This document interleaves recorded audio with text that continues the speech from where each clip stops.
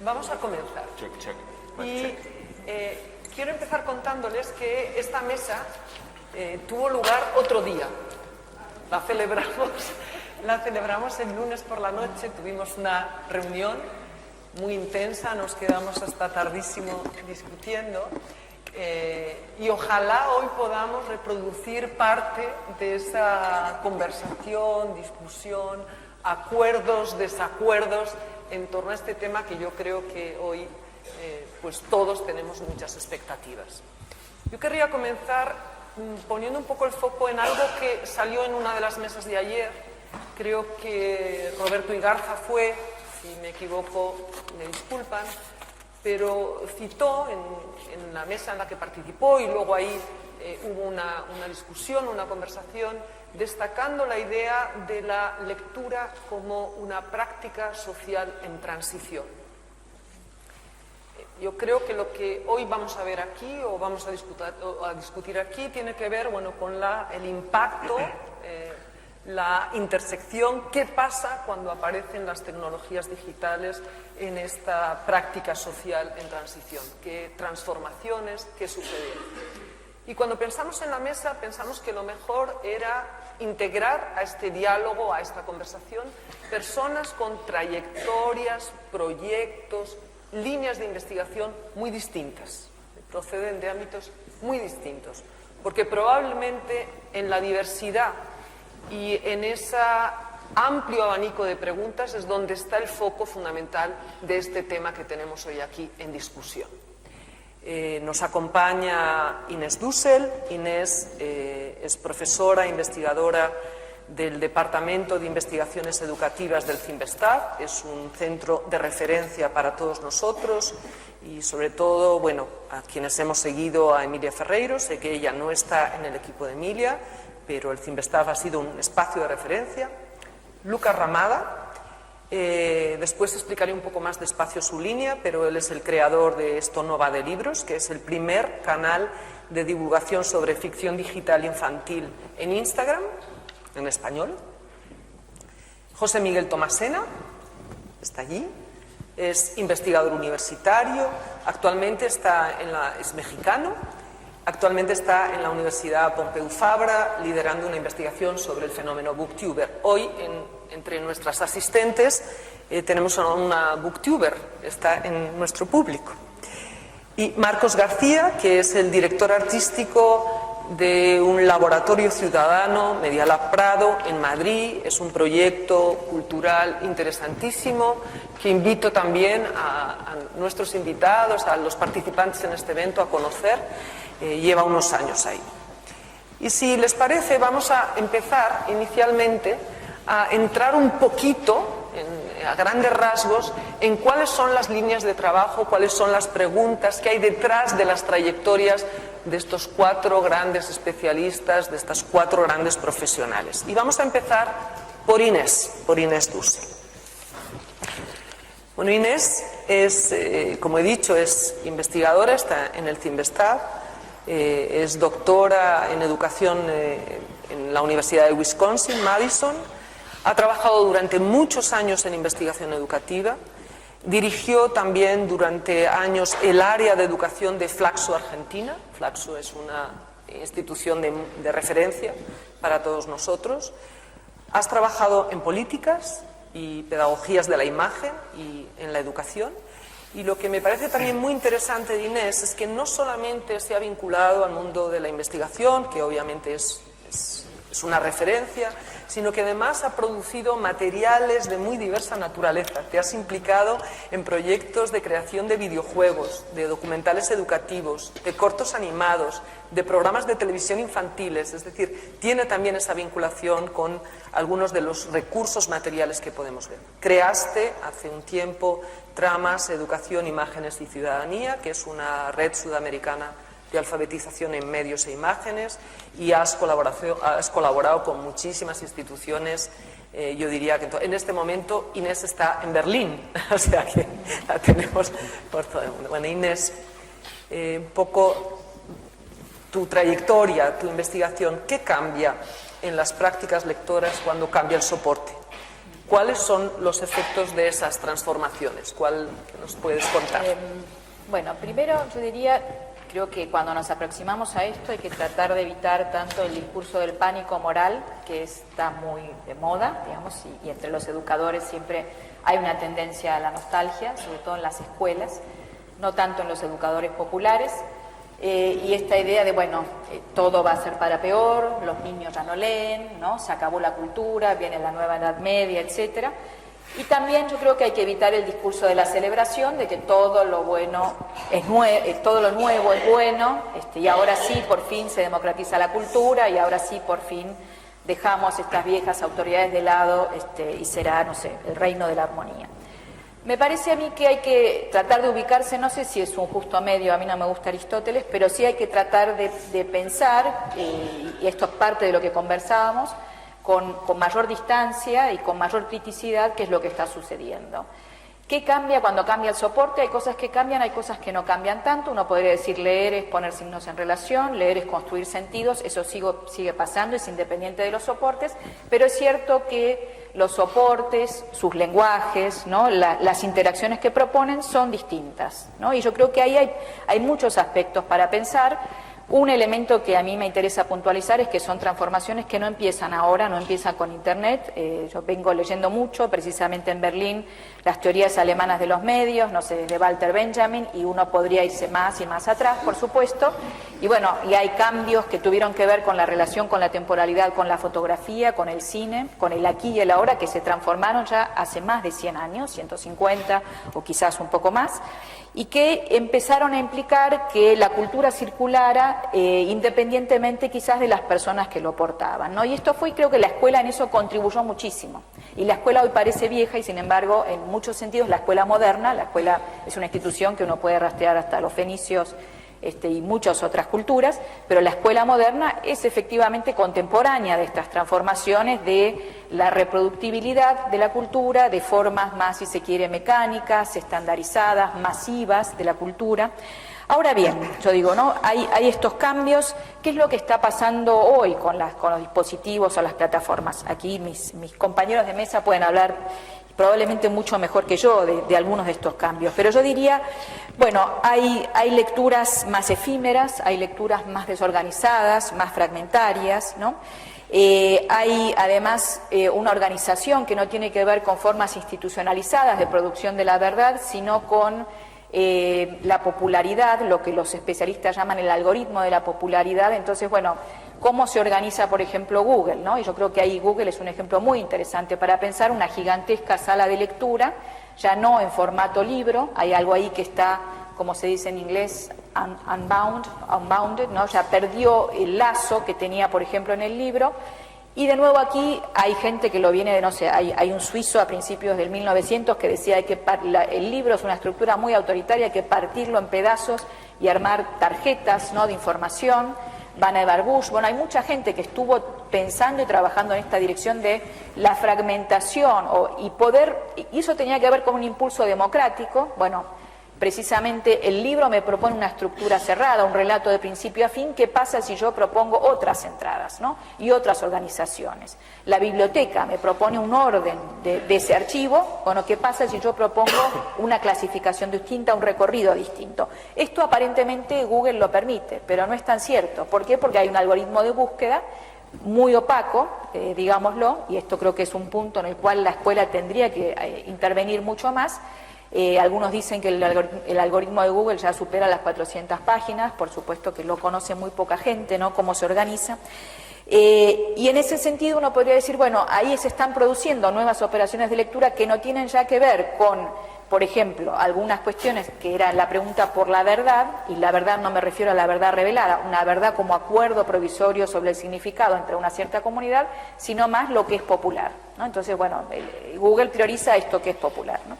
Entonces, me parece que es un problema, porque instala nuevas autoridades muy opacas en un punto, bueno, muy comercializadas, políticamente muy susceptible. Ya vemos, Google se alía cuando quiere con China, cuando quiere con Irak, cuando quiere con Estados Unidos, y mañana veremos con quién, ¿no? Entonces, aquí hay un punto, me parece a mí, muy, muy importante. La segunda cuestión que diría, y para no extenderme, y tú me avisas cuándo, porque no traje... Tú, tranquila, okay. Que queremos que te escuchen. Es que en la escuela, yo creo que también hay que cambiar, así como que creo que hay que ser más crítico con la escuela, creo que con los medios digitales y con lo que está sucediendo allí, creo que también hay que repensar la escuela, ¿no? Y yo diría ahí, muchas veces cuando escucho las críticas a la escuela, me parece que son críticas que atrasan, que no están mirando qué es lo que se hace hoy en las escuelas.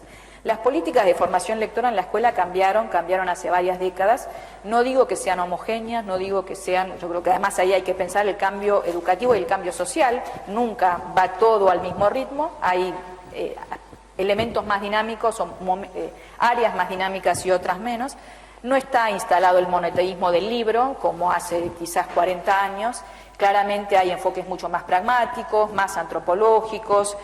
El bilingüismo es algo que hemos estudiado poco, qué efectos tiene, pero desde hace 20, 30 años se reconoce una segunda lengua, no solo como segunda lengua, sino como lengua materna en los currículos latinoamericanos.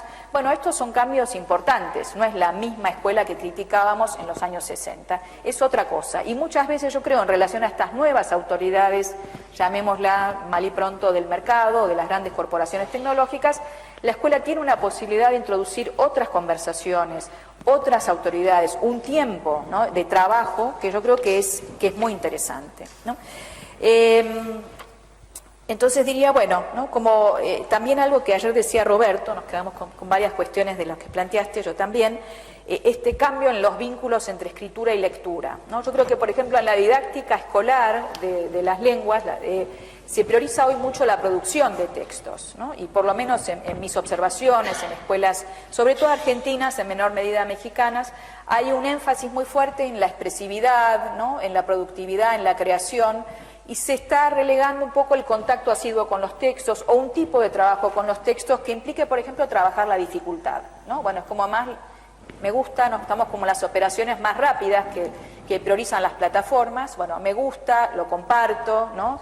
Ir por el lado del default, de lo que ofrecen las plataformas, y menos por lo que implica un tipo de trabajo más difícil, que exige otro tiempo, que exige otra dedicación, y un tipo de trabajo, y acá, digámoslo, importan mucho las condiciones de trabajo de los maestros. Si los maestros no tienen tiempo, si tienen, como decíamos ayer, 50 alumnos, no hay modo que puedas hacer un trabajo individual como el que esto requiere, ¿no? Pero si cambiamos condiciones de trabajo, yo creo que la escuela es un espacio muy interesante de trabajo y quizás uno de los pocos donde puede darse un tipo de trabajo diferente, con los textos, con la cultura. Y cuando digo textos no pienso en el libro solamente, pienso que el libro ofrece algo muy interesante también, ¿no? Porque frente a lo fragmentario y a esto nuevo que me arma Google, bueno, a ver qué pasa si hay una autoridad distinta, no digo mejor, una autoridad distinta me ofrece un camino y a ver a dónde me lleva, ¿no? Y yo creo que ahí también está la libertad y enseñar, como decía Teresa, la libertad de decir que no. Yo creo que una pedagogía siempre corre el riesgo de ser autoritaria, pero si entra en una tensión democrática, te enseño,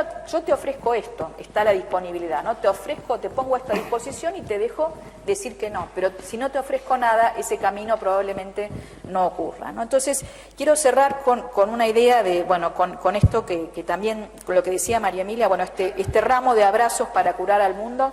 Para mí el desafío es que la escuela sea un espacio de cuidado en el mejor sentido de la palabra, de cuidado de las nuevas generaciones, de darse un tiempo de trabajo, de producción de lo común. Lo común para mí no es el canon fijo, rígido, lo común es la posibilidad de tener una lengua y algunas referencias para una comunicación, para una conversación pública. Me parece que en el momento de individualización de los dispositivos, lo común es un gran desafío.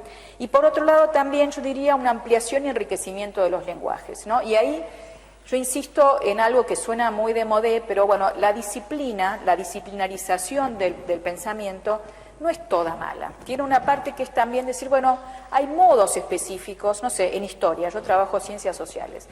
No es simplemente que yo opino y digo lo que se me ocurre, ¿no? Entonces, bueno, no importa lo que pasó. Bueno, no. Los historiadores trabajamos de ciertas maneras y tenemos ciertos modos de producción de la verdad, hasta ahora los mejores que tenemos y mañana y vamos mejorando en la conversación, ¿no? Bueno, entonces, y ahora tomamos las fuentes visuales y ahora encontramos otros archivos y discutimos y cómo lo lees tú y cómo lo leo yo.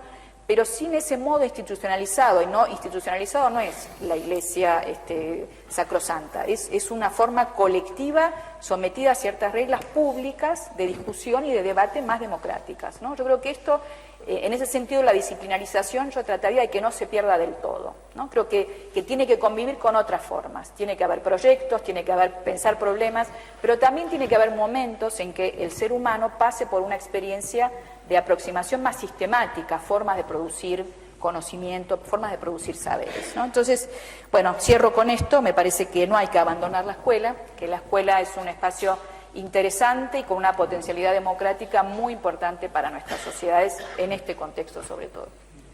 Gracias, Inés. Inés apunta algo que después tendremos oportunidad de discutir más abiertamente, que tiene que ver con cómo trabajar la dificultad. Vamos a avanzar con Lucas. Lucas es especialista en ficción digital para niños y jóvenes, es doctor internacional en didáctica de la lengua y la literatura por la Universidad de Barcelona. Él presentó su tesis titulada Esto no va de libros, que al final es heredado ese nombre, Literatura infantil y juvenil, digital y educación literaria, conecta con el mundo educativo.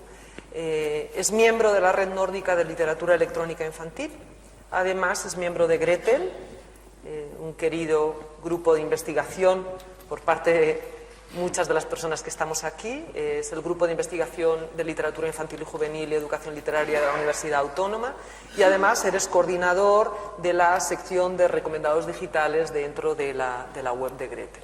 Lucas, dentro de este ámbito en el cual tú te has especializado en tu investigación, en entender qué aportan los nuevos mecanismos de creación artística a la ficción digital y cómo se produce la recepción en niños, jóvenes, en niños, niñas y jóvenes, cuéntanos un poco cómo se ha configurado esa oferta de ficción digital, qué características tiene, qué aporta, nos parece importante, qué aporta esta ficción digital al ecosistema cultural de la infancia y de la adolescencia.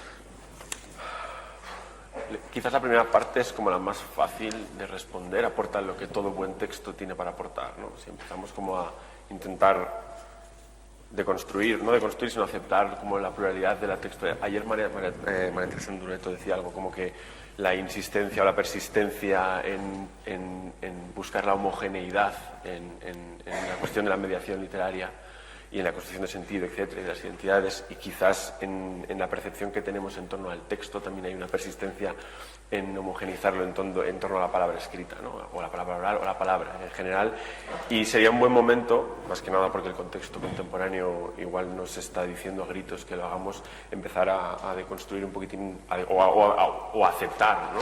Todo lo que el postestructuralismo nos ha dicho en torno a la textualidad como algo que va más allá de la palabra. De hecho, Clara también lo decía ayer cuando hablaba de que el mundo es un texto que hay que aprender a leer y que cuando te acercas a un bosque, ese bosque hay que saber leerlo, y hay historia suficiente como para saber, como para aceptar eso como algo dado por sentado, ¿no?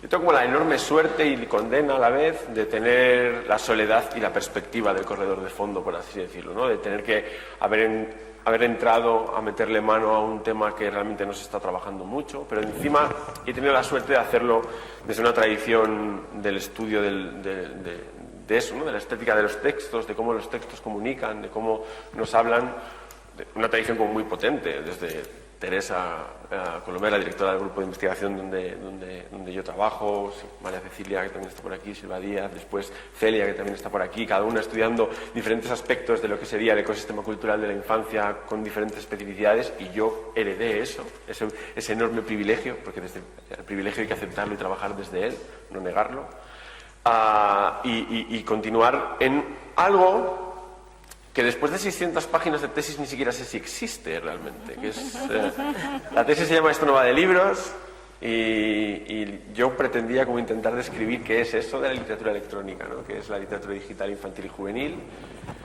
y una vez que te paras a pensar qué es y empiezas a aceptar cómo se configuran los polisistemas culturales, cómo se relacionan entre sí, en qué mundo vivimos, y cómo nos encantan las categorías porque nos permiten ordenarlo todo y tenerlo todo como muy estable, y qué cómodos estamos. Esto es literatura, esto no lo es, esto es una película, esto no lo es, esto es animación, esto es otra cosa, ¿no? Cuando realmente, si te paras a analizar de verdad con seriedad y con rigor analítico cómo funcionan los textos, al final diferenciarlos en categorías es una convención enormemente útil para entender, para explicar y para comunicar, que es algo fundamental. Yo ahora, el mayor logro de mi tesis creo que es haberla convertido en formación docente.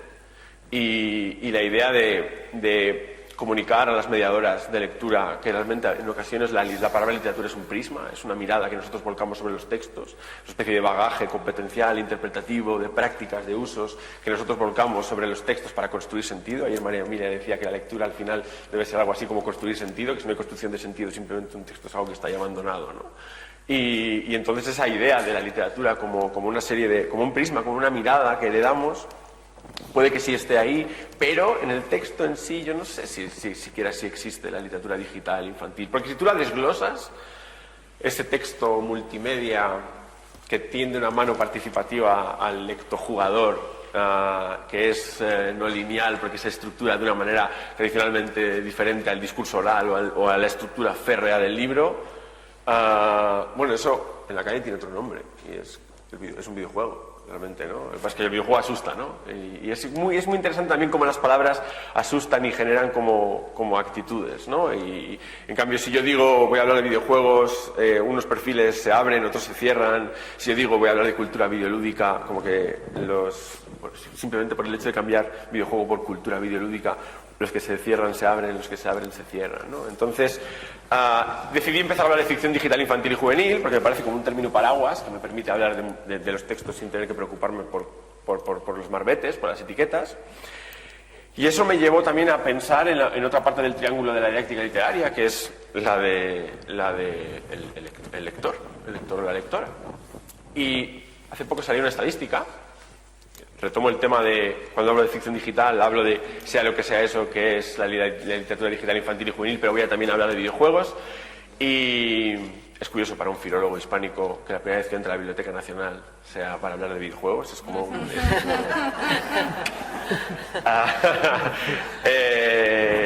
la Asociación Española de Videojuegos acaba de traer una estadística que dice que el 78% de la población en edad de escolarización obligatoria, 78%, consume regularmente formas de cultura videolúdica, videojuegos. Y me parece como muy curioso que algo que en la didáctica literaria, que es fundamental, que es la dimensión de la literatura como espacio personal, es decir, esa idea de que es fundamental para el hábito lector, para la construcción identitaria del lector, sentir que la literatura es parte de tu existencia y que tú formas parte de la literatura, es curioso como eso en el videojuego es un problema. Es decir, es como cuando hablamos de consumidores de videojuegos, el hecho de que todos jueguen es un problema. ¡Oh, todos juegan! Es un problema porque le están quitando espacio a otras cosas, ¿no? Cuando realmente es como un nicho de contacto con la textualidad que es suyo, que es propio. Es como es un terreno de cultura que ellos sienten que pertenecen a él. ¿Por qué no utilizar esa fuerza, ¿no? Y luego además eso tiene como la otra parte, otra de las dimensiones de la competencia lectoliteraria, que también aquí es donde tengo el enorme privilegio de trabajar con gente como muy brillante. La tesis de Martina Fittipaldi, en la que al final hace eso, un desglose de qué es la competencia lectoliteraria. No es interpretar bien un texto solo, ¿no? Que esto viene del trabajo evidentemente de años de Goethe, ¿no? Pero no es solo interpretar bien un texto, son muchas cosas. Sentir la literatura como parte de tu vida es un buen lector o buena lectora, pero también ser parte de una comunidad es ser buen lector y buena lectora, ¿no? Y esa idea de que si el 78% de la población en edad de escolarización obligatoria en España, los datos, que esto ya, y eso soy totalmente consciente que dependiendo de los perfiles geográficos, socioculturales, la cosa cambia, pero bueno, es como un termómetro que puede ser interesante. Pero si el 78% lo consume, significa que hay una comunidad de videojugadores ahí. ¿Qué es un videojugador? Es un constructor de sentido en torno a un texto.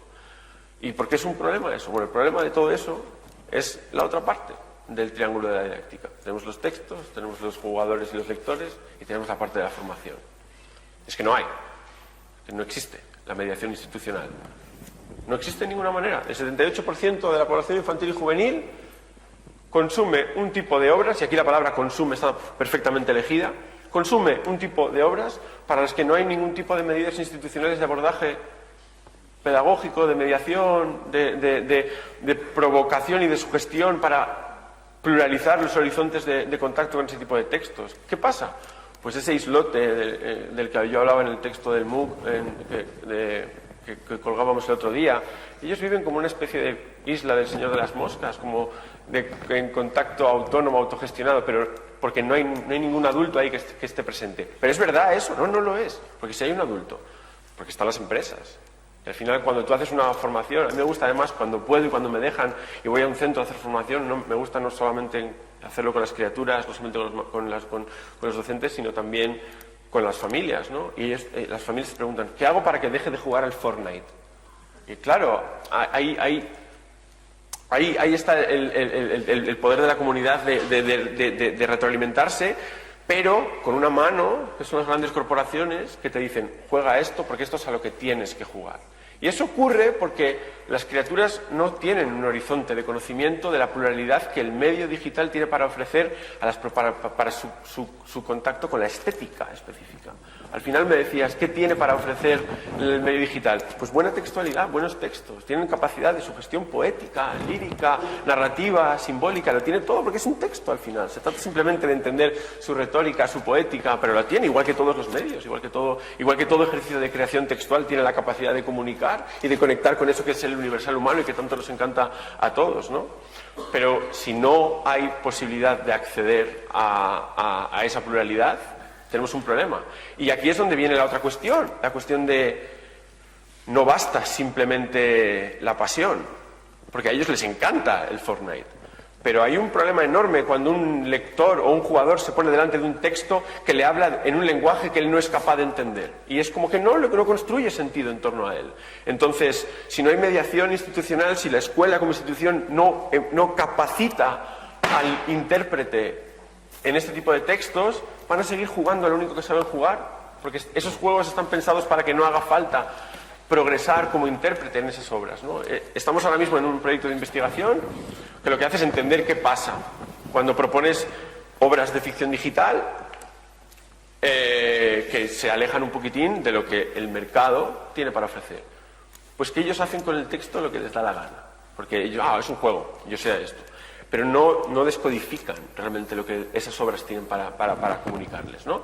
Es como si estuviesen interpretando un chiste, una broma, de manera literal, porque no están entendiendo la retórica propia de esas obras. Entonces, está muy bien lo de, bueno, es lo suyo, que ellos se lo pasen bien y tal y cual, pero al final la educación la libertad de elegir a qué jugamos o a qué leemos, es un proceso como muy largo y que viene de la decisión. Yo solamente soy capaz de decidir si tengo acceso a poder decidir libremente qué tipo de cosas quiero leer, quiero jugar, ¿no? Y para eso hace falta un proceso de crecimiento competencial. Y la escuela tiene que encargarse de eso. Nadie se pone delante de un poema de Góngora con 8 años y dice, no, es que esto no me gusta. Pues claro, porque no tienes las herramientas suficientes para enmarcarte dentro de ese texto. Lo mismo ocurre con el panorama del medio digital. Y como no hay mediación, no hay progreso, no hay crecimiento competencial. Y eso es un enorme problema, ¿no? Ahí está el verdadero reto. Creo que luego hablaremos de esa cuestión. Perfecto. Muchísimas gracias, Lucas. Vamos a pasar a otra línea de investigación. Lucas realmente se centró en qué significó el cambio de soporte y qué pasa con la recepción de esto. Sin embargo, José Miguel se ha ocupado de otras cosas en su investigación. Me gusta que en su perfil él dice, lo voy a leer literalmente, nunca me he sentido cómodo dentro de los límites disciplinarios. Por el contrario, me interesan los cruces, las mezclas. Entonces yo creo, José Miguel, que te vas a sentir muy bien en esta mesa, porque es una mesa de cruces y de mezclas. Bueno, ha combinado a lo largo de su vida, de su trayectoria, ha combinado su labor como escritor, ha escrito cuento, ha escrito novela, ha sido guionista, reportero, editor, profesor e investigador universitario. Quizá es en esa faceta en la que te rescatamos aquí. Sobre todo le han interesado, se ha ocupado en sus líneas de investigación, han estado centradas en temas de recepción literaria en la era digital. Su enfoque siempre ha sido etnográfico, ¿no? Has estudiado sobre todo el fenómeno de los booktubers, ahora vamos a ver. Te has interesado por las plataformas digitales, qué pasa ahí. Y actualmente está haciendo una investigación, comenzó en el año 2016 y está en curso, yo creo que debes estar a punto de terminar, que se titula, por favor, que se titula Los booktubers entre la cultura participativa y el comercio de la conectividad. Entonces, José Miguel, nos gustaría mucho que nos contaras un poco por dónde vas en tu investigación, cuáles fueron tus preguntas, qué queda todavía como pregunta, qué hay por ahí en tu trabajo. Bueno, gracias por la invitación y por la posibilidad de dialogar y de encontrarnos. Ha sido muy interesante. En efecto, yo lo que estoy haciendo es en realidad una etnografía sobre los booktubers, que para los que no lo sepan son chicos y chicas jóvenes de entre 17, hay algunos más jóvenes y algunos más grandes, como de 25 años, por ahí van, que están publicando videos en YouTube sobre libros. Básicamente sería el modo más sencillo de resumirlo. Y la verdad es que yo me acerqué con un poco de curiosidad y no entendía muy bien qué estaba pasando. Yo acababa de publicar una novela en México, en una editorial importante, y el tiraje eran como de 3,000 ejemplares. Y era, por supuesto, era dificilísimo venderlos, no los he vendido todavía. Bueno, los editores los vendieron. Y de repente había unos chavales que empecé a ver que hablaban de libros y que tenían 70,000 suscriptores en YouTube y hablaban de libros. Y entonces mi primer acercamiento es ¿qué está pasando aquí? Hay un asunto de escala y de popularidad que fue la primera cosa que me llamó la atención. Y entonces dije, bueno, quiero entender qué pasa aquí. Y la verdad es que yo no los entendía muy bien. Soy mucho más viejo. Lo que empecé a ver es que leían libros que a mí no me interesaban nada, sobre todo como novelas juveniles gringas traducidas al castellano, que en mis prejuicios me sonaban muy comerciales. Esto de exhibirse ante la cámara me sonaba extraño, pero al mismo tiempo, como me gustan las cosas complicadas, tampoco me satisfacía la reacción snob de mis amigos y de la gente con la que yo estaba, de que estos básicamente son unos bárbaros que no tienen gusto y que leen puras tonterías.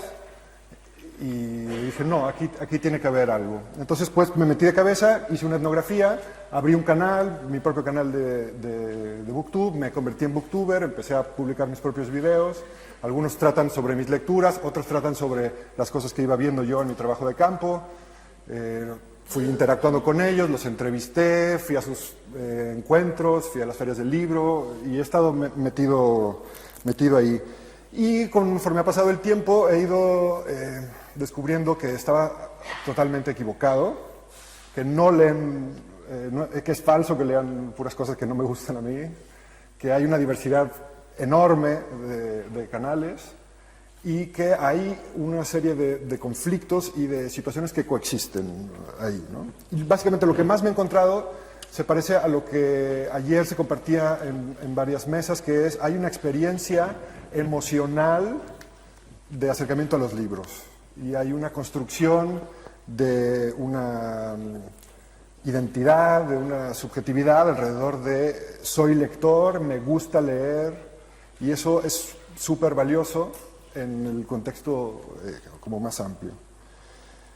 Hay amistades muy sólidas, hay intercambios muy sólidos y a mí me parece que eso es importante.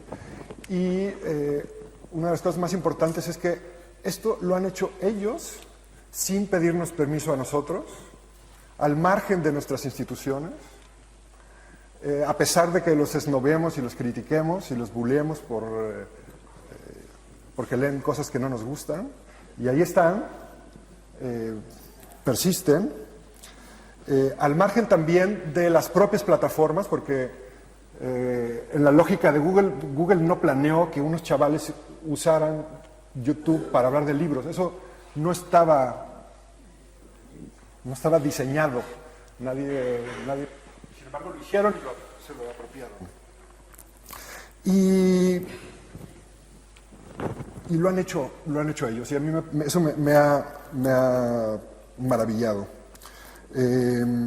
Ahora, hay algunos conflictos, estos conflictos que empezaban a salir entre la lógica de la lógica de la popularidad y luego la lógica, vamos a decir, de la cultura comunitaria o del intercambio más horizontal. Eso está en constante conflicto y en constante tensión, ¿no? ¿Por qué? Porque la plataforma privilegia aquellos contenidos que son más populares. Les da más visibilidad, pone los algoritmos en las recomendaciones, lo privilegia el espacio. Si tú buscas BookTube, te aparecerán los 20 canales de siempre, y por eso en todos la mayoría de los trabajos periodísticos, los reporteros, que además, como he sido reportero, sé que están con muy poco tiempo y tienen que entregar pronto, pues lo único que hacen es ver los primeros 10 resultados que les dan, entonces siempre salen los mismos, siempre. Y hay una diversidad enorme de canales. Y hay un gran porcentaje de canales valiosísimos que están invisibilizados, que no existen mediáticamente, y volvemos al mismo problema, ¿no? Es decir, no hay una mediación que haga que estos espacios que están ahí perdidos destaquen y se encuentren con otros espacios. O sea, hay una concentración enorme de la popularidad, es decir, los 20 canales más populares concentran el 74% de las vistas, una larga cola, larguísima cola, y al final hay una serie de canales interesantísimos y de agrupaciones súper interesantes que no conocemos, ¿no? Y bueno, ahora podemos empezar después a discutir estas cosas de cómo conviven, cómo coexisten, por un lado, los criterios de popularidad que ofrecen las redes y sus empresas y sus intereses, y lo que tendríamos que hacer para criticar y aportar y socializar de otro modo. Ahí vamos a entrar después, cuando terminemos el turno. Muchísimas gracias, José Miguel. Vamos a dar la palabra ahora a Marcos García. Marcos es director de Media Lab Prado. Como os decía, os invito a que lo visitéis. Está aquí al lado, está muy cerquita de Atocha. Es una iniciativa del Ayuntamiento de Madrid que se concibe como un laboratorio ciudadano de producción, investigación y difusión de proyectos culturales, y que explora formas de experimentación y aprendizaje colaborativo que han surgido gracias a las redes digitales. De ahí que hayamos querido invitar hoy a Marcos. Ha participado en numerosos foros nacionales, me consta que habéis hecho también un proyecto con México, en colaboración con México, en fin, están muy implicados en redes internacionales de cultura libre, innovación ciudadana y laboratorios ciudadanos. Y algunos de vuestros laboratorios, me he tomado un poco el cuidado de destacar, y seguro que tú nos lo vas a contar, pero algunos de esos laboratorios están centrados en temas que convergen muy bien con la mesa de hoy. Tiene un laboratorio de datos abiertos, tiene un laboratorio de inteligencia colectiva para la participación democrática, que se ocupa específicamente, está entendido como un espacio de diseño de tecnología para una democracia directa y deliberativa involucrando nuevas herramientas digitales. Es decir, es un proyecto cultural donde la tecnología ha estado muy presente en esos espacios de creación y de producción. Marcos, cuéntanos un poco cómo funciona. Sé que quieres ponernos un vídeo, nos avisas, está preparado si lo quieres compartir. Y también, bueno, pues te pediríamos, puesto que estamos en un espacio en el que estamos discutiendo prácticas de lectura, ¿cómo ves este laboratorio ciudadano, este otro espacio, en relación con el fomento de la lectura? Pero cuéntanos. Muy bien, pues nada, muchas gracias, Inés, y enhorabuena por la organización de este evento, y agradezco especialmente la invitación a presentar esta idea de los laboratorios ciudadanos, porque en un primer momento pensaba, bueno, ¿qué podemos decir de la lectura, ¿no? En un espacio, en un lugar, una institución cultural que lo que promueve es más la producción, ¿no? La escritura.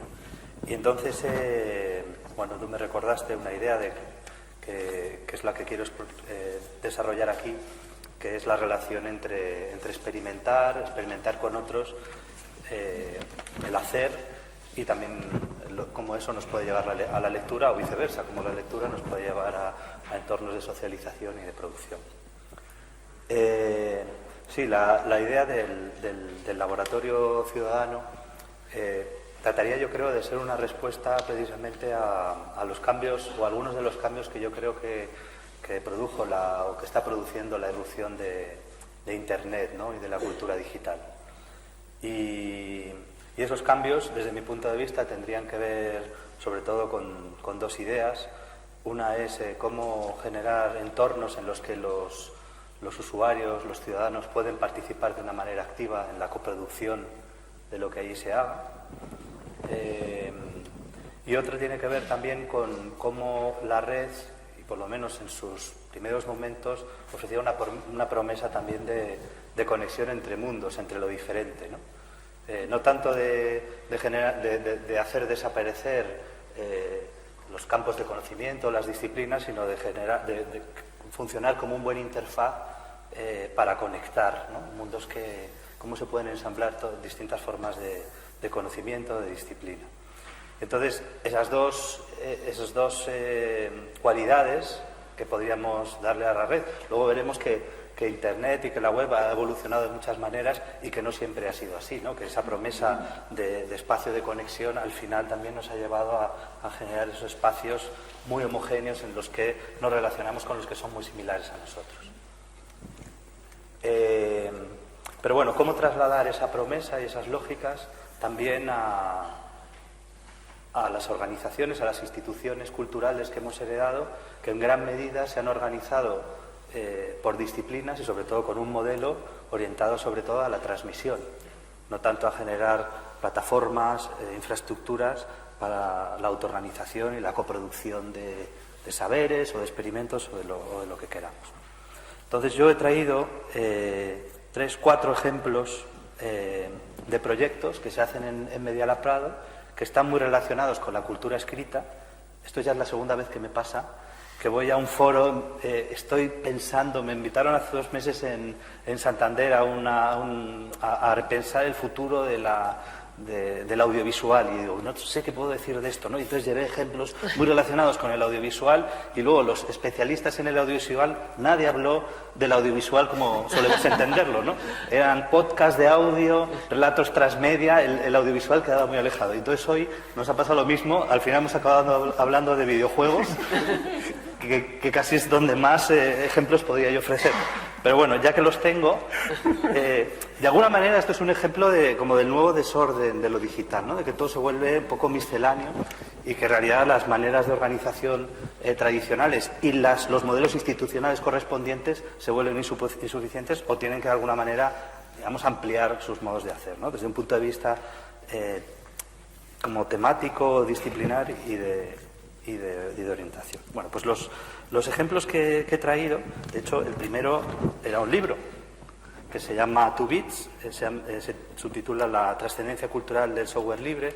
Es un libro de un antropólogo norteamericano que se llama Christopher Kelty y que ha sido publicado muy recientemente en castellano, en una edición a cargo de Florencio Cabello. Florencio Cabello es un profesor de la Universidad de Málaga, de la Facultad de Comunicación, y desde hace ya pues más de 10 años con sus alumnos de la facultad traduce textos, sobre todo vienen del ámbito anglosajón, del norteamericano, de bibliografía que no estaban traducidos en español para poder dar sus clases. Tiene que ver mucho precisamente con las transformaciones de la irrupción de lo digital.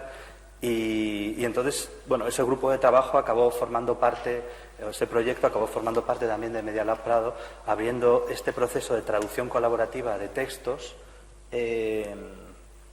a cualquier persona que quisiera participar en ello, ¿no? Creando un grupo de trabajo que no solo se reunían aquí en Madrid y en la Universidad de Málaga, sino también gente que participaba en otros lugares a la traducción de estos textos. En concreto, el tema del libro, que es precisamente las implicaciones que tuvo la irrupción de Internet y la construcción de Internet a partir también de las lógicas del software libre, que en el fondo son una serie de permisos. El software libre lo que ofrece es una serie de permisos que tienen que ver también con lo que estamos hablando ya aquí, ¿no? Que son permisos al usuario para poder leer el código, es el permiso básico. Gran parte de lo que se escribe hoy en día. Es código informático que no se puede leer, porque está encriptado, está cerrado, es privativo y no se puede leer. Entonces, para fomentar la lectura, lo primero es poder mostrar el código de gran parte de los algoritmos que precisamente deciden, nos orientan en las búsquedas, nos recomiendan libros, nos recomiendan vídeos. No sabemos cómo funciona, ¿no? Entonces el software libre lo primero que propone es que podamos ver, los usuarios, poder leer el código y estudiarlo. Pero luego hay otra libertad también, que es la de uso, ¿no? Poder utilizar ese código, poder modificarlo, mejorarlo y adaptarlo a las necesidades locales. Y por último, la cuarta libertad, que tiene que ver con la posibilidad de transmitirlo, de difundirlo, de difundir esas copias, de difundir esas modificaciones. Toda esa lógica para mí es muy relevante y es la que podríamos aplicar también a muchas de las instituciones culturales, instituciones públicas que hemos heredado, ¿no? El segundo proyecto del que quería hablar tendría que ver con esta alfabetización digital, que tendría que ver con cómo aprendemos a leer y a escribir código informático. Desde hace ya 8 o 9 años en Irlanda se inició una serie de grupos de trabajo que se han ido replicando por todo el mundo. En Madrid el de Media Lab ya lleva 6 años, se llaman Coder Dojo. Son como clubes de programación, de aprendizaje, en el que programadores voluntarios y chavales de 8 o 12 años, que vienen también acompañados con sus padres, que también tienen que aprender a programar, o si ya saben, ayudar a los chavales. Generan así pequeños grupos de trabajo para aprender código a través de proyectos, de videojuegos, etcétera, ¿no? Este grupo a mí me parece muy interesante porque algunos de los participantes, de los niños que empezaron hace 6 años, ahora son mentores. Entonces ya se ha generado una dinámica y algunos de los participantes han decidido intentar abrir un grupo de trabajo similar, un Coder Dojo, en bibliotecas públicas, que es una colaboración también que tenemos con la red de bibliotecas del Ayuntamiento de Madrid. Bien, el tercer proyecto que quería comentaros tiene que ver también mucho con el software libre, pero las implicaciones que tiene la cultura del software libre, la cultura libre en otros ámbitos, no solo en el del código informático. Y es el caso de Wikipedia, ¿no? Wikipedia como gran infraestructura de conocimiento compartido, de producción de conocimiento compartido, y que sigue esa filosofía, ¿no? De que cualquiera puede editar, todos siguen licencias que permiten el uso, la modificación, etcétera, y un sistema de reglas que permite regular para que los contenidos cada vez sean mejores. Bueno, pues hay una serie de grupos de trabajo en Media Lab Prado que se dedican a mejorar los artículos de Wikipedia. En concreto hay uno que me parece muy destacable, que es Wikisfera. Llevan ya también, creo que son 4 años reuniéndose todos los lunes. Hay un grupo de personas, sobre todo son mujeres, porque es un proyecto que lo hace desde una perspectiva de género. La mayor parte de las personas que editan en Wikipedia son hombres. Creo que es menos de un 15% las mujeres que están editando Wikipedia, y eso también se ve reflejado en los contenidos. Las mujeres están infrarrepresentadas en los contenidos de Wikipedia. Y entonces, además de estas reuniones de los lunes, organizan unas editatonas que son temáticas: mujeres científicas, directoras de cine, compositoras de música electrónica, dibujantes de cómic, filósofas. Han hecho ya muchas, ¿no? Reuniones temáticas para mejorar específicamente artículos en Wikipedia, que aquí se ve como algo que tiene una incidencia puramente local, en principio, ¿no? Porque es un grupo de gente que se reúne, 50, 60 personas, en los lunes vienen 20, 30, acaba teniendo una incidencia muchísimo mayor para todos los hispanohablantes o para cualquier persona que quiera consultar Wikipedia, que es la mayor obra de referencia que hay ahora, ¿no? Y el último proyecto que quería mencionar es el proyecto de Hebras de Paz, Hebras de Paz Viva. Es un proyecto propuesto por una persona ya mayor que ha participado como mediador en distintos conflictos y que trabaja el tema de la memoria. Se llama Hebras de Paz Viva, y lo que hacen es este proyecto propuesto por Juan Gutiérrez, pero en el que hay también muchas personas involucradas, entre ellas profesores de instituto. lo que hacen es recoger relatos, invitan a los alumnos de secundaria a recoger, indagar en sus familias, recoger relatos de historias en concreto de la guerra civil, en los que personas de un bando desobedecieron de alguna manera la disciplina para ayudar a los de otro bando, salvar la vida a otro, y que para ellos, para este proyecto de Hebras de Paz, serían como semillas de reconciliación, ¿no? Lo que permite luego una reconciliación futura es que hubo un montón de historias en las que primaba la humanidad antes de la disciplina férrea de cada bando.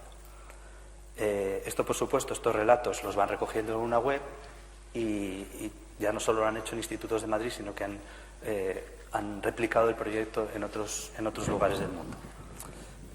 Como veis, tres de los proyectos que he comentado son formatos de trabajo, de grupos, que tienen réplicas o sedes en otros lugares y que pueden colaborar en red. Bueno, estos serían los proyectos. Voy a ver cómo voy de tiempo. No sé si ya...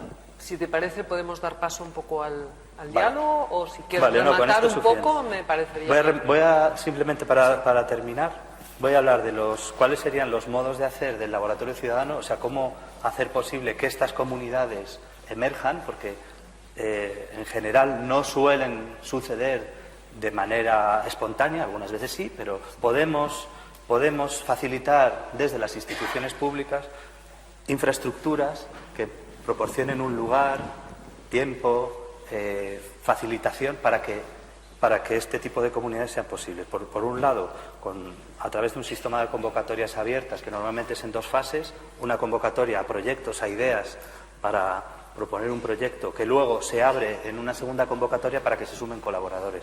Y de esa manera, personas con distintos perfiles, que muchas veces son desconocidos, se juntan para empezar esos proyectos.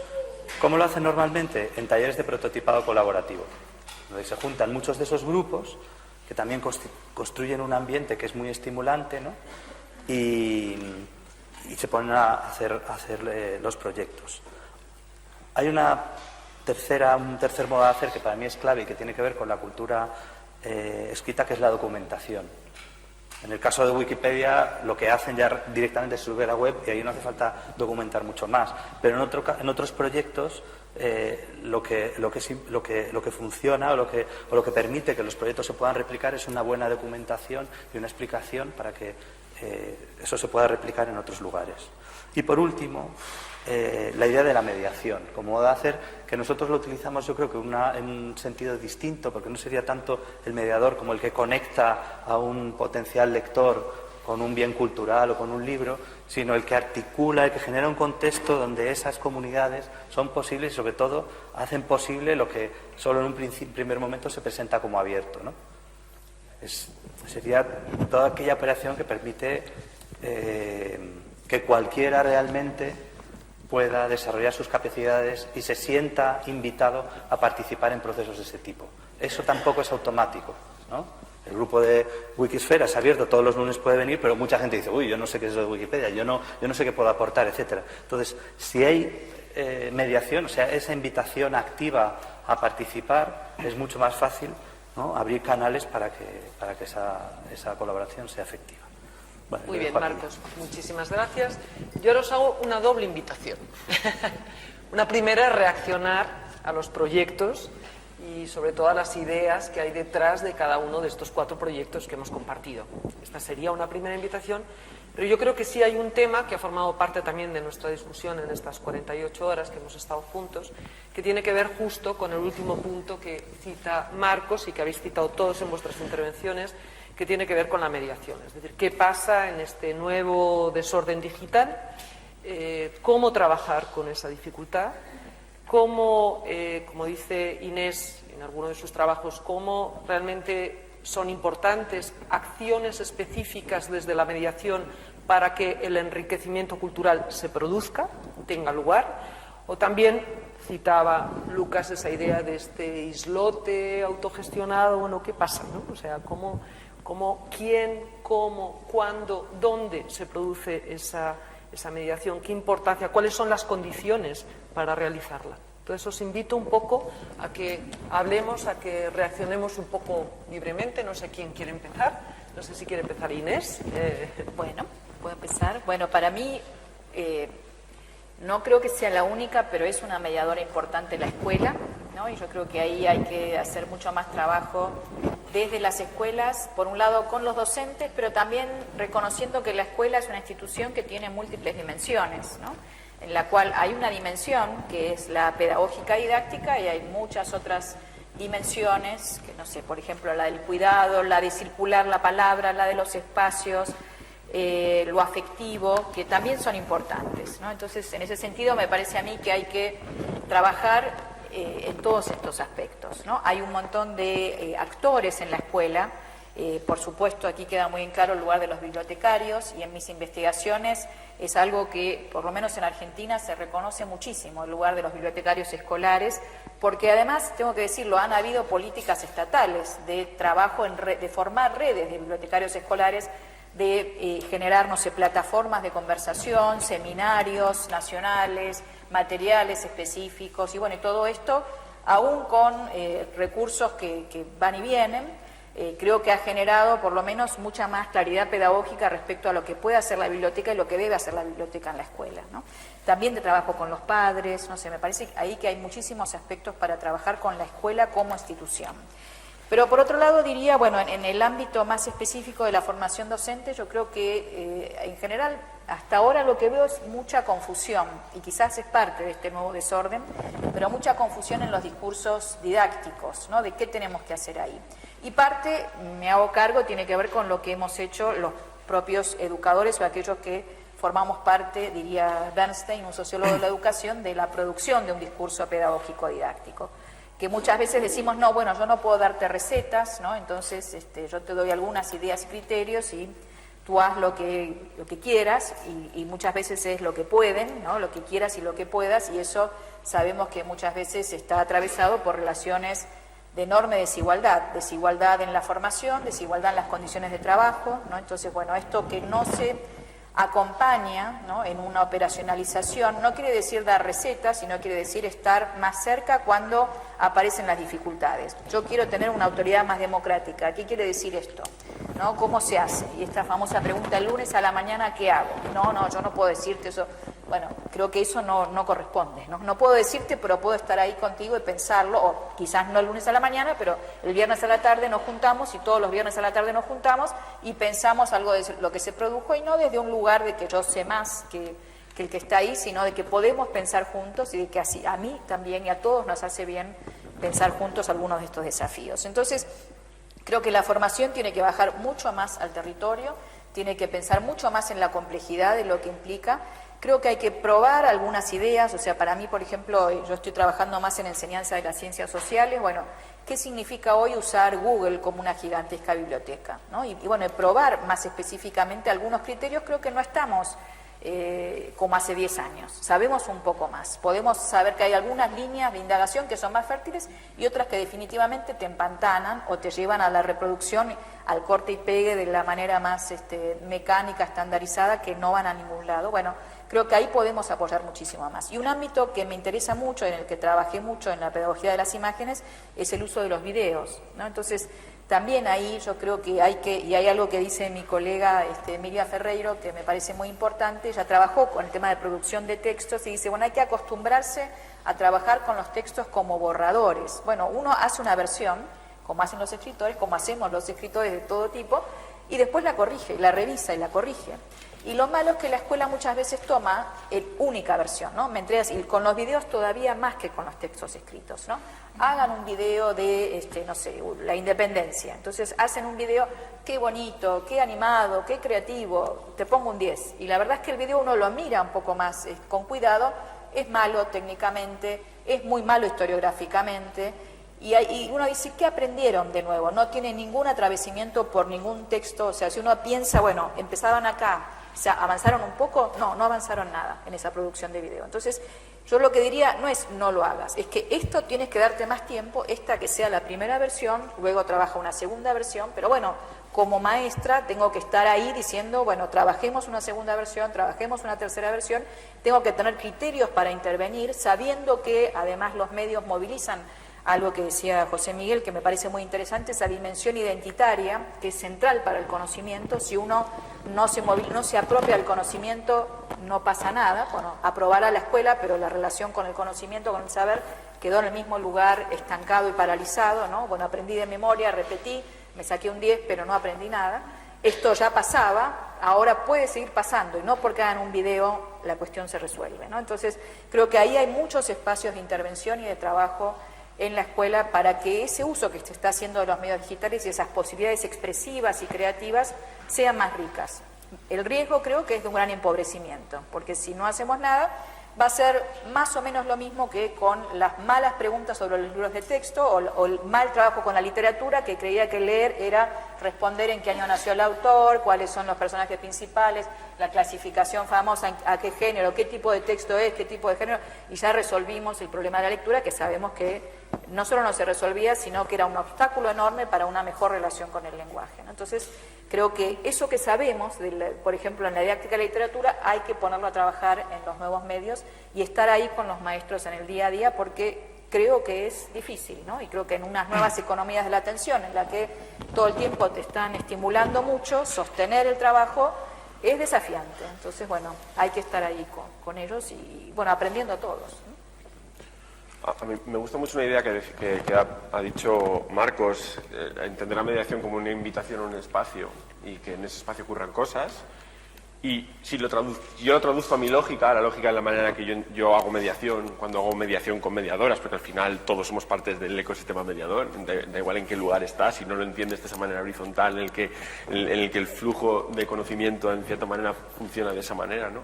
La manera en la que yo concibo la mediación con la ficción digital es, yo te invito a un espacio cultural concreto que no es físico, sino que es textual, por así decirlo, ¿no? Y a mí no me sorprende, yo soy hijo de maestra, entonces yo sé cómo funcionan los maestros, he vivido toda la vida en una sala de profesores, entonces no me sorprende tanto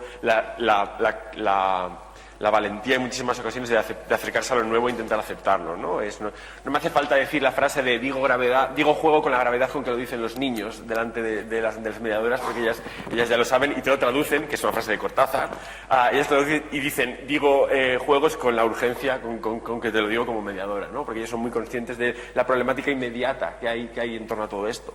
Y aquí es donde entra la otra parte de los conflictos y de las problemáticas y de las urgencias de la mediación.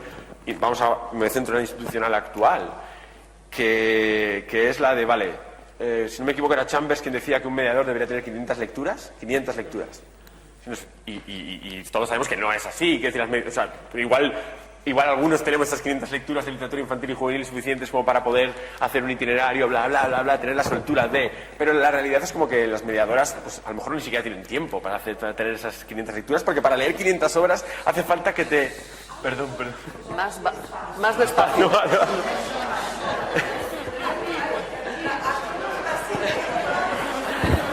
Se quejan nuestros portugués hablantes. Nunca. Disculpa, sí, respiro. Es que es urgente. Pelea de gallos, es la relación fondo-forma. No, está bien. La cuestión de que para leer hace falta tiempo y que a nivel institucional hace falta invertir, y ese tiempo muchas veces es dinero, ¿no? Y aquí es donde le diría a las instituciones públicas una frase de uno de los mejores escritores de mi tiempo, que es Fernando Gálvez, es: Corchetes, tú y yo no nos escribimos mierda en el espejo, dame dinero, mami, y no me des consejos.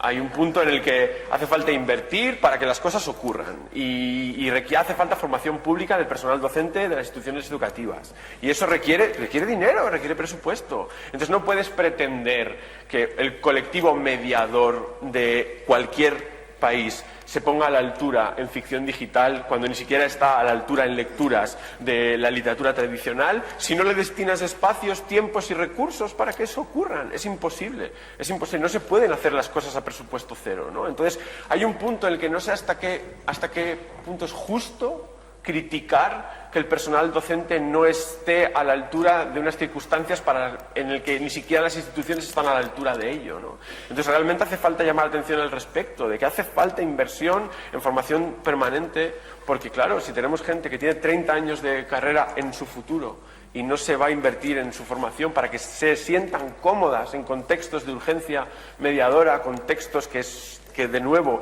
son el nicho cultural con mayor penetración en la vida de la infancia y la juventud, por hablar de mi campo en concreto, ¿cómo hacemos eso? ¿Cómo hacemos eso a presupuesto cero? ¿Cuándo le vamos a pedir a las mediadoras de los diferentes países que tengan jornadas laborales de 15 horas?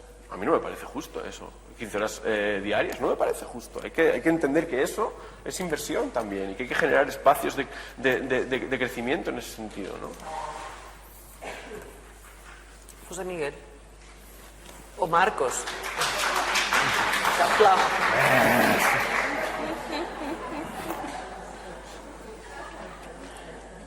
Bueno, yo como cosas que he encontrado en mi investigación, es el modo como los booktubers se relacionan con distintas como instituciones, como del campo literario, del campo educativo.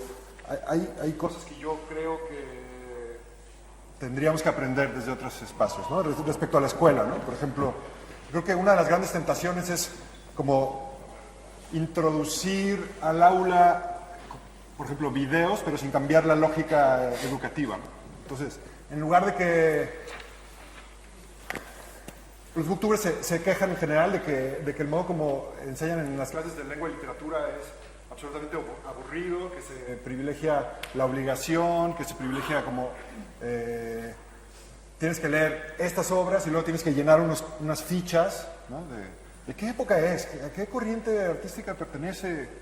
Y que se ha descuidado la parte emocional, ¿no? Entonces, tú puedes hacer lo mismo, nada más que en lugar de que hagan una ficha del Lazarillo de Tormes, ahora que hagan un video. Entonces, venga, chavales, a hacer videos, y ahí estarán otra vez como zombies, porque la lógica nunca ha cambiado, y ahí estarán todos, ¿qué hace? Y entonces pasará lo que pasa siempre, que es uno o dos chavales que son más vivos, terminan haciendo el trabajo de los demás, que normalmente son mujeres, y los varones están de zánganos, no hacen nada, y al final hay un chantaje ahí en los códigos silenciados del aula para que digas que yo también trabajé, porque si no me van a poner mala nota. Sí, creo que no va por ahí.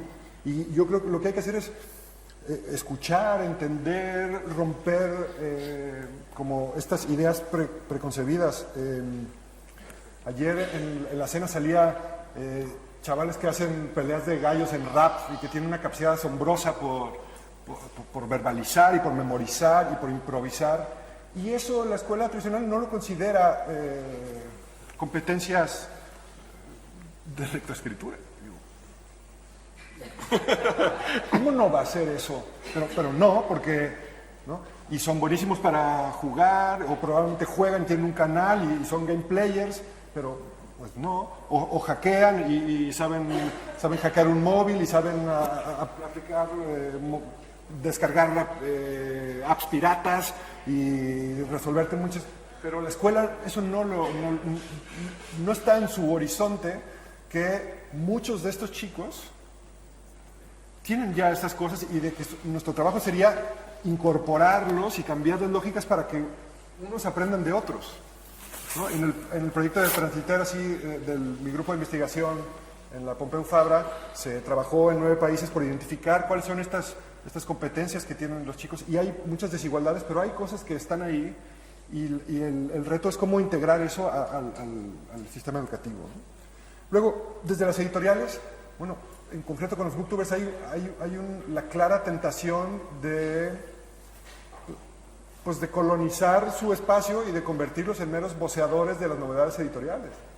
Y entonces, pues es baratísimo a un chico de 19, 20 años regalarle libros y le encantará porque no tiene normalmente mucho dinero y dirá, bueno, libros gratis. Y entonces eso se convierte en un espacio de marketing barato y de explotación de la creatividad de los chicos. Y está pasando todo el tiempo. Y las ferias de libros pasa lo mismo. Hay, por ejemplo, concursos de videoreseñas que a mí me parece genial, pero el criterio de validación son los likes. O sea, el primer filtro es, hagamos que los chicos reseñen libros, pero solo van a pasar a la fase final los que tengan más likes. Entonces lo que sucede es que aquellos que ya tienen mucha popularidad, pues reproducen esa lógica y pues terminan ganando lo que siempre. Y yo digo, la feria del libro, o las ferias del libro, o las editoriales, porque también hay editoriales que hacen concursos de videoreseñas, no pueden renunciar a su papel, que es decir, hay unos criterios de calidad, hay unos criterios, y voy a invitar a jurados, a especialistas, a algunos chicos y chicas, y vamos a establecer estándares, que es lo que tienen que aportar, y lo que en el fondo los chicos valoran, ¿no? Que no gané a golpe de like, sino gané porque me esforcé, porque está bien, y entonces habrá las discusiones propias de los campos culturales, de si fue justo o no es justo, o si mi video es mejor que el tuyo, pero eso está bien, eso es parte de la discusión. Bueno, no sabría cómo continuar, pero... No pasa nada, si quieres avanzamos. No, al revés, es que son muchas cosas. O sea, conectándolo con la lectura, como hay una definición de la cultura que a mí me gusta mucho, ¿no? Como aquello que nos ayuda a aprender a vivir juntos, ¿no? Y eso es también como una de las promesas, ¿no? Del acceso a la literatura o al conocimiento, etcétera, ¿no? La propuesta que hacemos como desde los laboratorios ciudadanos es directamente vamos a juntarnos y vamos a experimentar y vamos a aprender a vivir juntos en el hacer, ¿no? En hacer un proyecto, pero cada vez que estamos construyendo una comunidad de aprendizaje en torno a, yo qué sé, a la construcción de un videojuego, de un mueble o de no sé, una obra de teatro, también tenemos que aprender a colaborar, ¿no? A cooperar. Y eso encierra una dificultad, igual que hablabas de la dificultad de ciertos textos que es necesario atravesar, o la misma dificultad que puede haber al aprender a tocar un instrumento o en una artesanía, ¿no? Hay una cosa que cuesta, ¿no? Pues colaborar, cooperar, vivir juntos es todo un reto, ¿no? Y entonces claramente creo que hay una carencia de lugares y de creación de situaciones en las que los participantes que las dan forma se pueden implicar en la definición de todo aquello, ¿no? Entonces,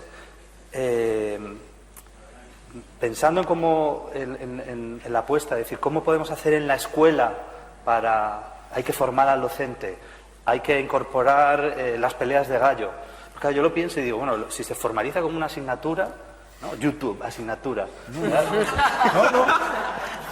O incluso la de videojuegos, ¿no? Que podría tener sentido, pero es una buena manera de generar distancia y desapego, ¿no? Entonces, desde mi punto de vista, el valor que tienen estos nuevos espacios de los laboratorios ciudadanos es porque tratan de ensayar otros modelos de institución más abiertas en los que los propios participantes son capaces de diseñar el marco institucional de normas, de funcionamiento, etcétera, etcétera. Entonces ahí es donde yo creo que hay una vía interesante a explorar y desde donde creo que muchas de las instituciones que hemos heredado se están abriendo a ese tipo de cosas.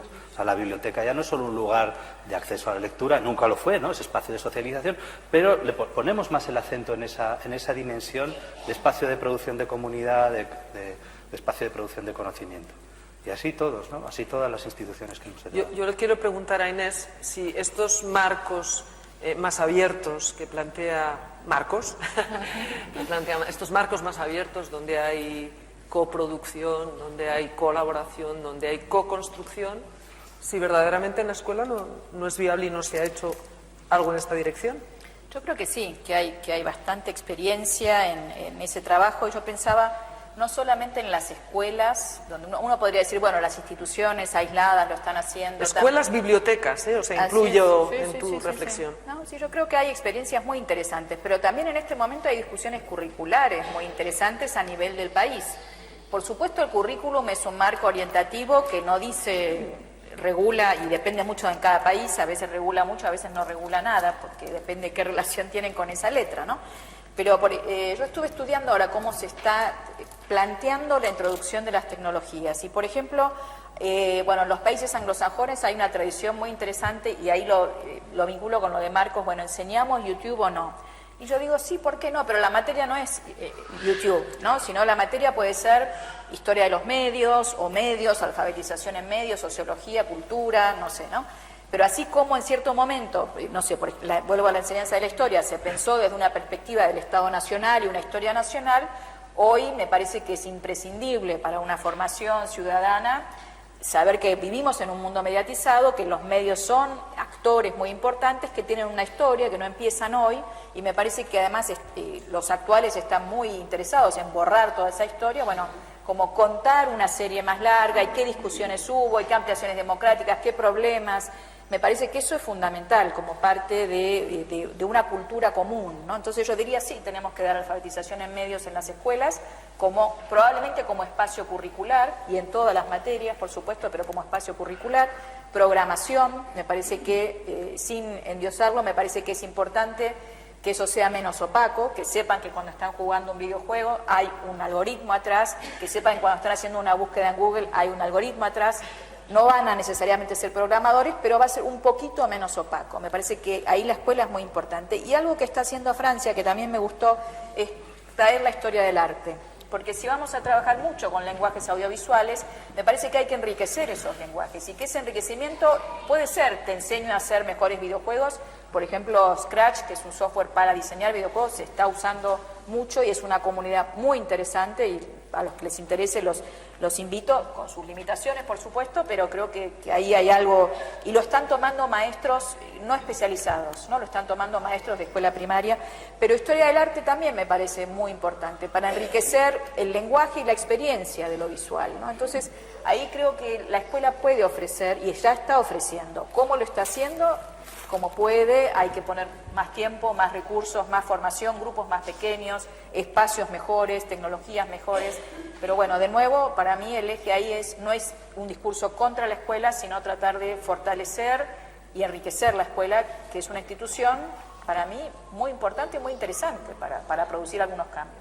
Y garantizar como que en cuanto a explicitación curricular, cuando tú explicitas algo en una ley educativa y lo vinculas con la escuela pública, lo que estás haciendo es que eso en concreto es un bien público para todo el mundo, lo estás convirtiendo en algo de acceso universal para toda la gente del contexto concreto donde rige esa ley, ¿no? Entonces, no se trata, si tú creas que de repente una asignatura de videojuegos, lo matas, igual que si lo aíslas de esa manera, ¿no? Pero intentar explicitar la importancia de la construcción de sentido ficcional de una manera muchísimo más amplia, para que realmente lo que queramos durante el proceso educativo sea eso, ¿no? Construir intérpretes, que es realmente lo que nos interesa, y yo creo. O sea, construir intérpretes que sean capaces de disfrutar cada vez de manera más heterogénea más textos y de manera más compleja, más diversa, ¿no? Y explicitarlo a partir del currículo de la legislación es la manera de garantizar que eso ocurra, ¿no?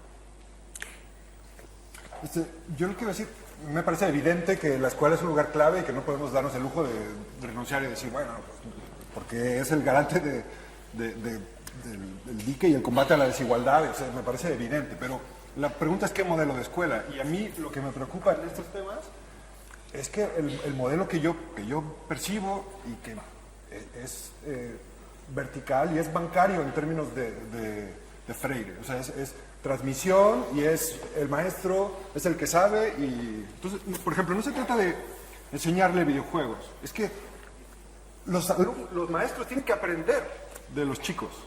Los maestros no tienen ni idea de lo que hacen los otros.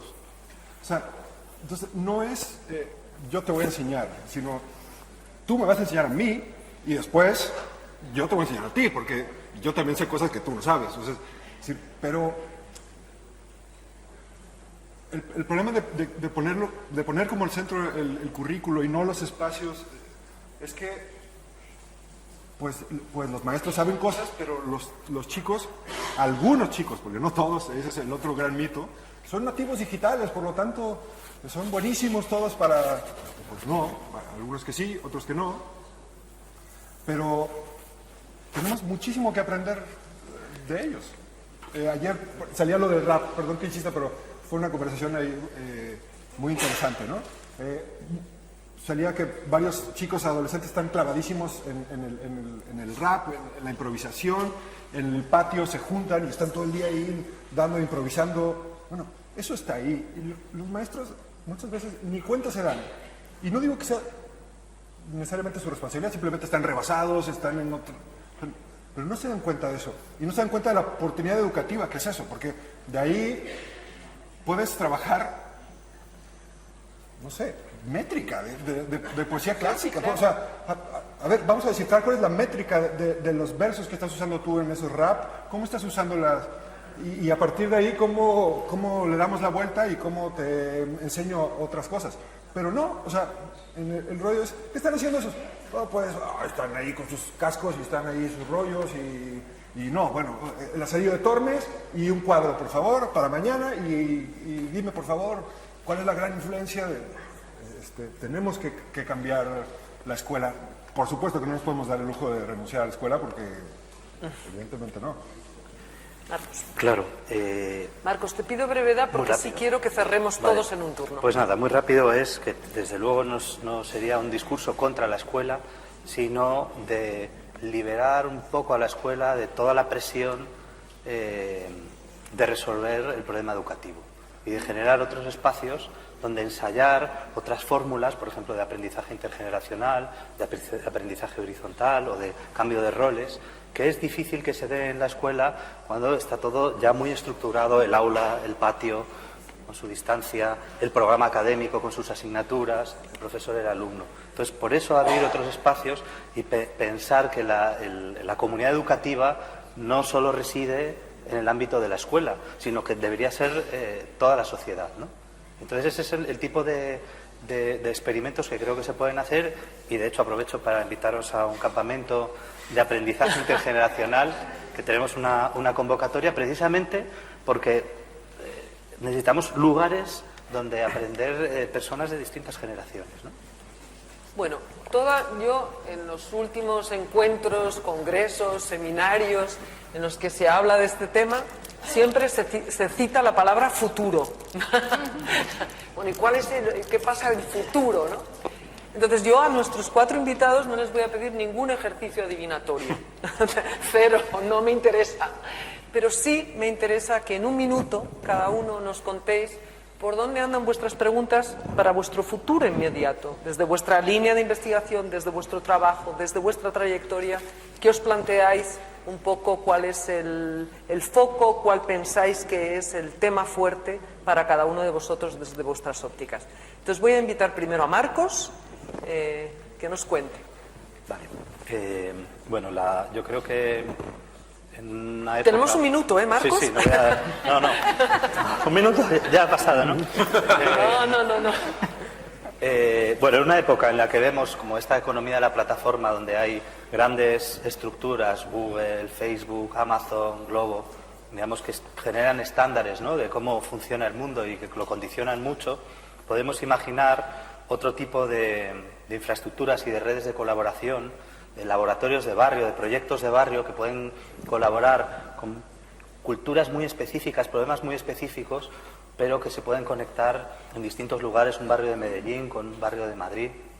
Y yo creo que por ahí podríamos imaginar alternativas posibles. Eso no creo que pueda suceder solo y necesitamos gran esfuerzo de las instituciones públicas para generar esas infraestructuras y canalizar esas posibilidades. José Miguel. Bueno, personalmente mi futuro es cerrar mi investigación, depositar mi tesis y después convertir eso en productos de comunicar lo que he aprendido y de espacios de mediación y de capacitación. Y eso me interesaría mucho poder comunicarlo en los próximos años y dedicarme a eso.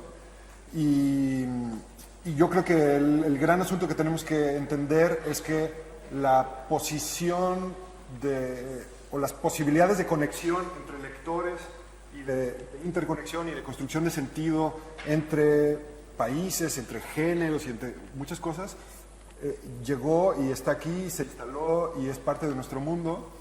No podemos darle la espalda a eso y hay que ver cómo evoluciona. Probablemente dentro de 2 años ya no se llame BookTube, sino se llame otra cosa, va a aparecer otra red, o no sabemos qué va a pasar. Igual quiebra Google y se cae en la bolsa y todo cambia.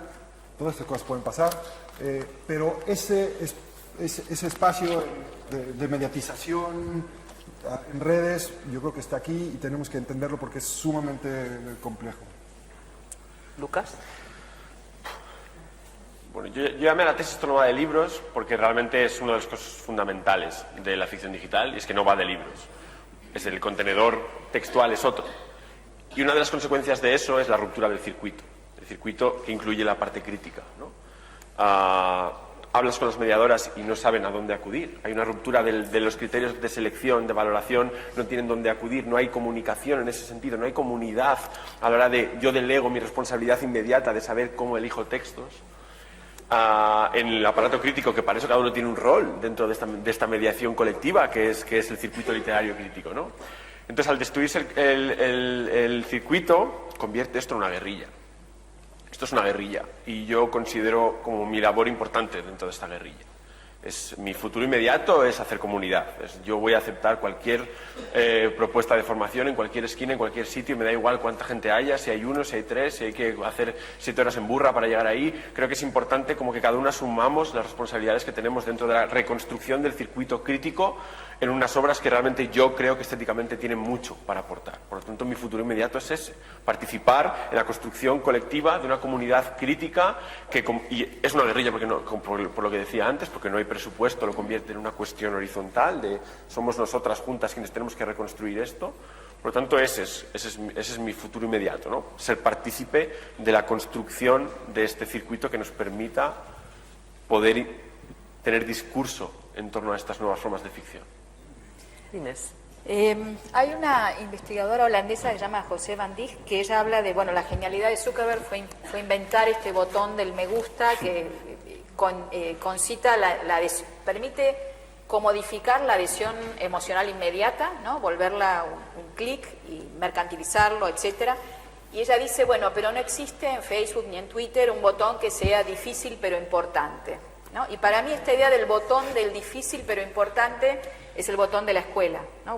Es este botón no solo de la escuela, pero claramente la escuela tiene que insistir no en me sumo al más likes, sino en el botón de hay cosas que son difíciles pero importantes, como vivir juntos, como aprender cuestiones más complejas, lenguajes más complejos, más rigurosos, pausados, darse tiempo, etcétera, etcétera. Entonces, mi futuro inmediato tiene que ver con fortalecer ese trabajo, ¿no? De lo difícil pero importante. Desde la investigación, desde el trabajo en escuelas, hay una línea que me gusta mucho, que estoy trabajando, que es ir un poco más para atrás y ver la pedagogía del diseño y qué pedagogía se ensambló en los medios digitales y hoy en la inteligencia artificial, la cuestión de la interactividad, la creatividad, de dónde venía, y uno va para atrás y ve a Bauhaus, ve a los maestros escolanovistas del principio del siglo XX, y me parece que es muy interesante hacer un salto para atrás para volver a pensar el futuro, qué pudieron ver, qué no pudieron ver, qué les salió bien, qué les salió mal, y y proyectar, imaginar cosas nuevas para este futuro, que por supuesto es incierto, pero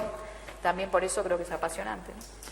Empezamos esta mesa hablando precisamente de la lectura como práctica social en transformación, y Inés cita a una autora interesantísima, no sé si la habéis leído, José van Dijk, está traducida al español, creo que no está traducida al portugués, y ella habla precisamente de la diferencia que hay entre los mecanismos de conexión humana y los mecanismos de conectividad mediada por plataformas, que yo creo que ha sido uno de los temas centrales de esta conversación, cómo el mediador de otros entornos interviene en estos espacios mediados, en estos espacios de comunicación, de aprendizaje, de interacción mediado por plataformas. Muchísimas gracias por vuestra participación, espero que hayáis disfrutado.